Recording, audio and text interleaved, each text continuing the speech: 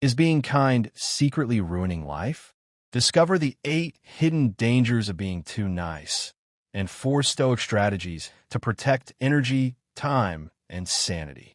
In a world that praises kindness, few talk about how overgiving drains finances, wrecks mental health, and attracts takers who never reciprocate, which is exactly what this breakdown will expose with clear, Stoic-backed guidance that is as practical as it is protective for boundaries and self-respect.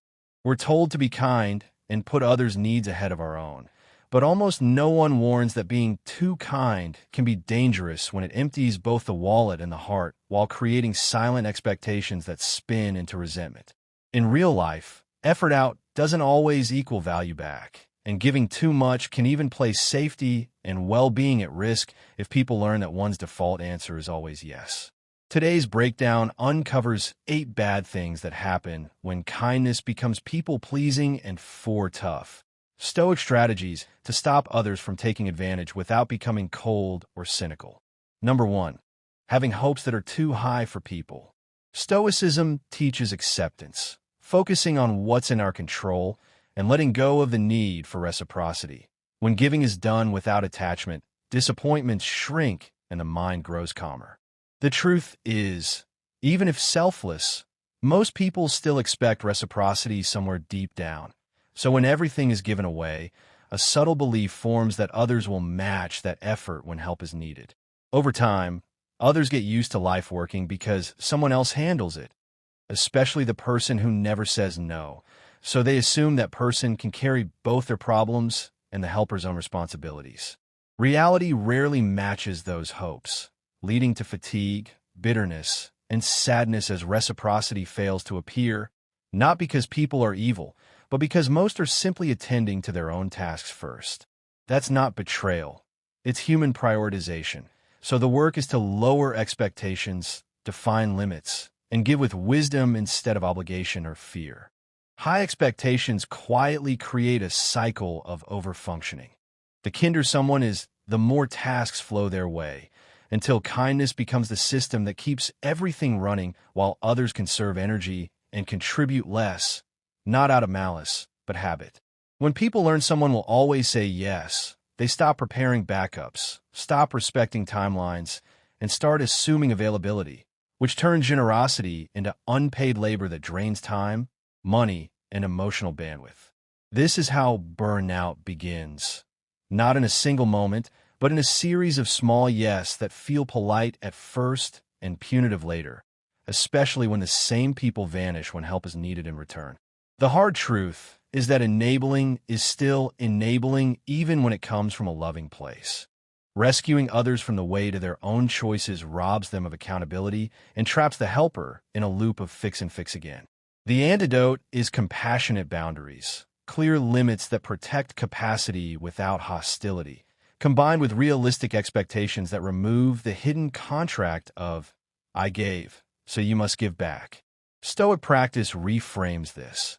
Give because it's aligned with values, not because it will be matched. Detach from outcomes that sit outside control, and cultivate the courage to disappoint people when self-respect requires a no. A powerful reframe. Kindness should be a choice, not a compulsion, and service should be sustainable, not self-erasing. Start by noticing where the word yes appears instantly and replace it with a pause. Let me check my capacity, which interrupts reflexive pleasing and creates space to act with wisdom instead of guilt. When kindness turns into automatic yes, overfunctioning becomes the norm, and others unconsciously underfunction because the system rewards their inaction, not out of cruelty, but convenience. This breeds burnout through 1,000 small favors that add up to unpaid, unseen labor, time, money, and emotional bandwidth leaking day after day.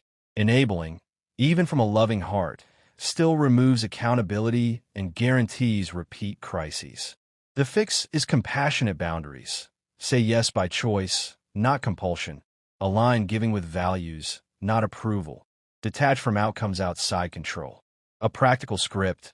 Let me check my capacity, which interrupts reflexive compliance and buys clarity. Expectation management is key. Give without hidden contracts of reciprocity, and accept that many will prioritize their own tasks first. Stoic framing helps. Virtue is in the act, not the result. So protect energy with limits. Tolerate small disappointments now to avoid major resentments later, and make service sustainable rather than self-erasing. People-pleasing masks fear of conflict, rejection, or losing status. So yes becomes a shield that slowly destroys trust in oneself. Boundaries aren't walls. They're rules for sustainable kindness that protect time, money, and energy without hostility. Use this script. Thanks for asking. Can't commit right now, but here's what I can do, which offers a smaller, realistic yes while preserving respect. Consistency teaches others to honor limits. Overgiving attracts takers and trains decent people to become dependent, creating a loop where the kindest person carries the heaviest load. The fix is proactive capacity management. Plan weekly bandwidth, pre-commit time to personal priorities, and protect budget and sleep as if they were deadlines. Use tiered responses, full yes, partial yes, or no, and default to partial. I can review for 10 minutes by Friday, which sets scope and timeline. If someone escalates, repeat the boundary once and stop explaining. Over-justifying invites negotiation. Track every recurring yes. Anything done more than twice gets a process, template, or no. Kindness without boundaries invites subtle disrespect. Missed deadlines, late payments, quick favors, and scope creep masked as urgency. The antidote is consequence-backed clarity. Name the limit, the reason, and the outcome. Payment secures delivery. Late payment pauses work and follow through calmly. Replace open-ended time with hard edges. Office hours, response windows, and a max number of favors per month. Use written confirmations to prevent memory drift.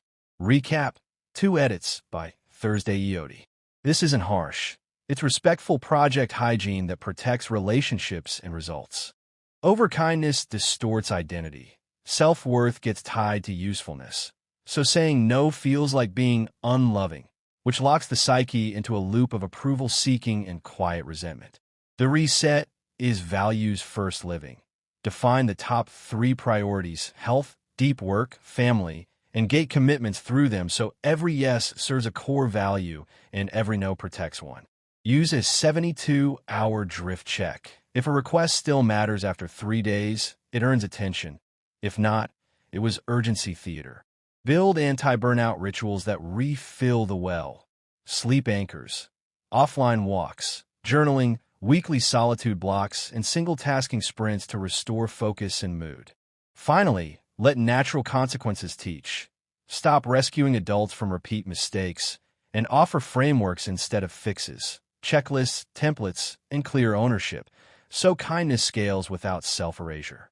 Here are the 4 tough, Stoic-aligned protections that keep kindness strong without self-destruction. 1. Capacity first. Pre-block calendar, budget, and sleep. Treat them as non-negotiable assets, so every yes has a visible cost. 2. Boundaries with consequences. State the limit, reason, and follow through once. Then act, because repeating explanations trains people to ignore. 3. Partial yes default. Offer smaller, scoped help with a deadline, e.g., 10-minute review by Friday, which preserve generosity and control. 4. Outcome detachment. Give because it aligns with virtue, not for reciprocity. Measure success by integrity, not thanks. If this helped, save these scripts and rehearse them. Fluency beats willpower in tough moments.